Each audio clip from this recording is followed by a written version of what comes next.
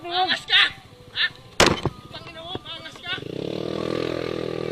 What is up mga kachaw? Another good day, and for today's episode, tatalakayin naman natin yung isa na namang road rage. Dalawang nagmumotor, hinampas ng helmet yung isa pang motorista at sinapak.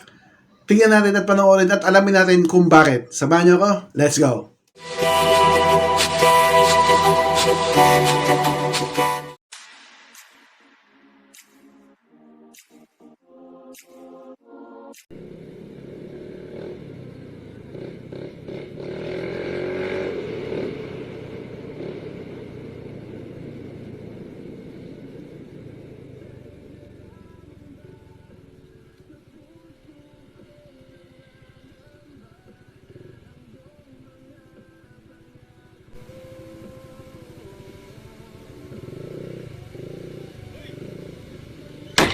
Pangina mo, ha? Angas ka!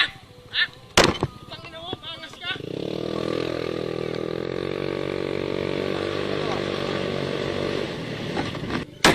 Pangina mo, ha? Angas ka! Ha? Pangina mo, angas ka! Ayan, nakita nyo sa CCTV footage mga kachaw, may isang motorista na nakastop dahil stoplight. Tapos biglang may dumating na dalawang nagmumotor din. Walang warning, hinampas bigla ng helmet itong nakastop na motorista sa stoplight. Ang nangyari, kahit nakastop yung traffic light, sa takot, humarurot na tong si kuya na hinampas. Tapos makikita nyo, umikot na ulit yung dalawang nanakit dito sa motorista. Parang binalikan lang siya. Ngayon, bakit siya hinampas ng helmet? Panoorin nyo pa tong video na to.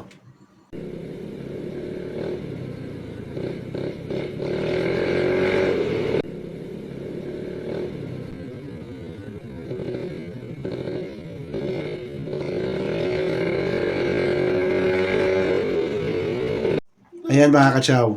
Kung mapapansin nyo, napakababaw lang ng dahilan. Sa simula ng video, kung namansin nyo bumomba lang tong si kuya na naka-dashcam. Pakinggan ninyo.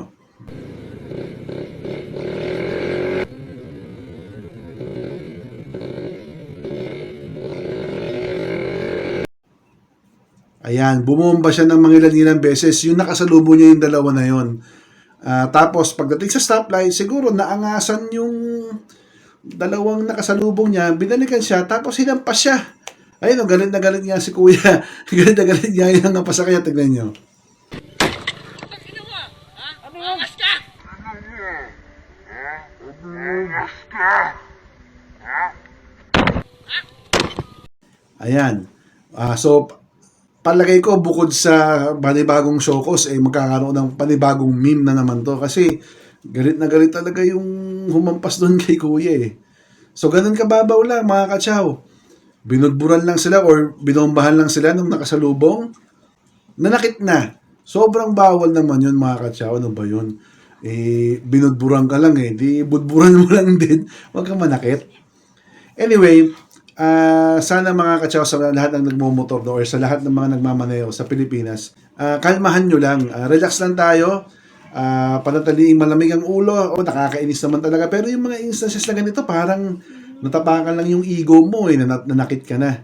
So, relax lang. Huwag kayong manakit para wala tayong problema pagdating sa lisensya. Tandaan ninyo matindi ngayon ang LTO.